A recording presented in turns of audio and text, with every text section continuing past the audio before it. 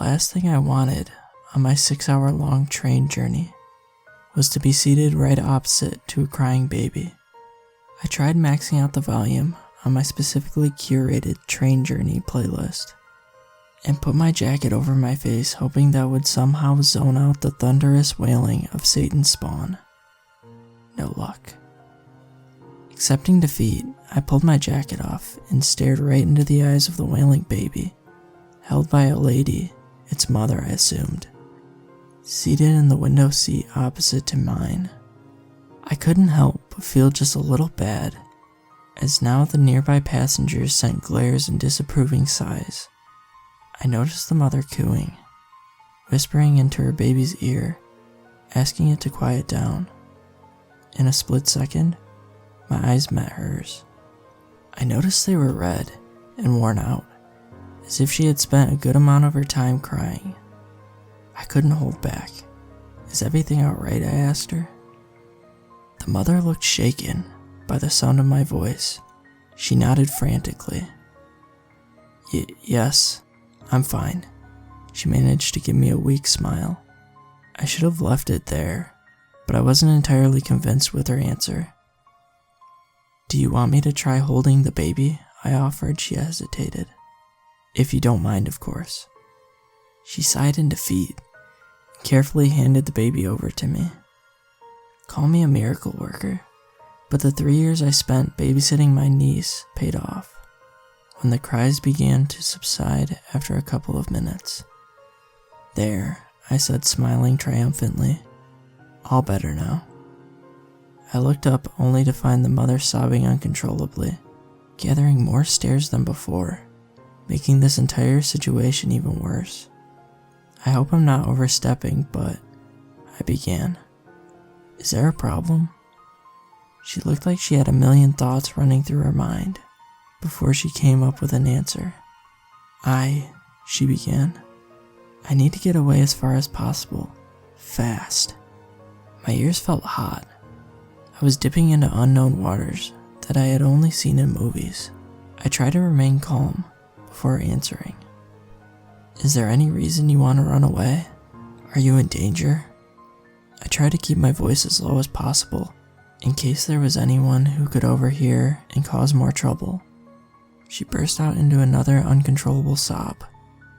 I held her hand and she squeezed it back tightly. I prayed the baby didn't wake up due to this commotion. I fetched the water bottle in my bag and handed it to her as she gained some composure and steadied herself.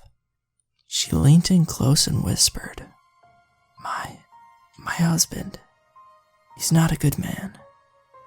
My heart began to sink, anticipating what she was going to say next. "He beats me. He punches me. I couldn't let him do that to our daughter. He couldn't tolerate her crying. I knew I had to run away." Tears. More tears. My heart quickened. I had to think fast and plan something that would get her out of this mess. We had 4 hours remaining on this journey, but we had to work a way out. "Hey, okay. Look at me. My name is Rachel.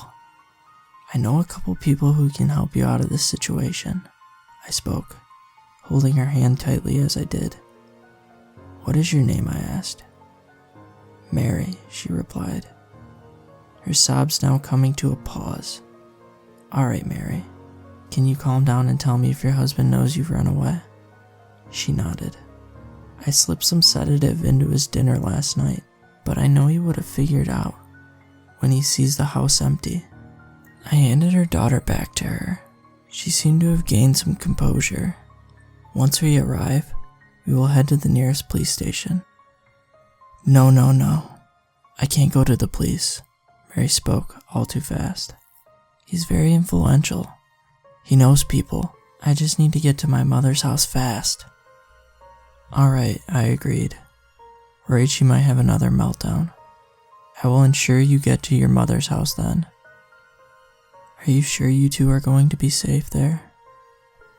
Mary told me her husband does not know the address, and she'd remain safe. The whole situation didn't sit well with me, but I felt if I questioned her, it would only make her more frantic. We spoke a little longer as she delved deeper into detail of her abusive marriage. I felt fear, rage, but mostly pity for Mary, who had sacrificed 5 years of her life to a monster. We took turns holding her daughter, Charlotte, who slept peacefully for the rest of the way.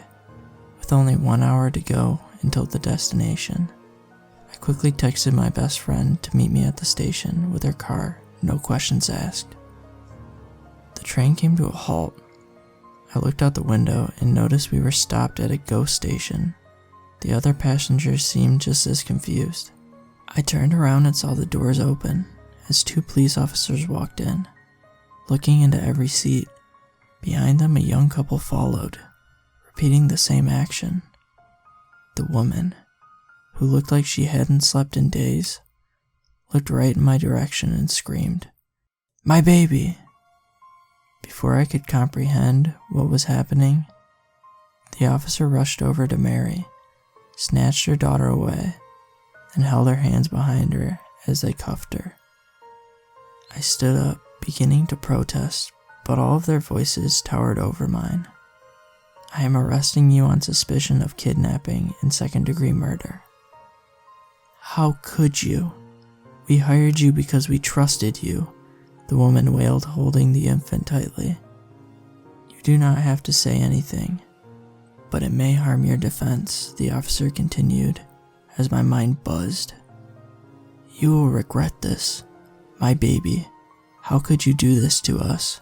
The man spoke, hugging his wife. I stood frozen as the couple was ushered out of the carriage, followed by the police ushering Mary.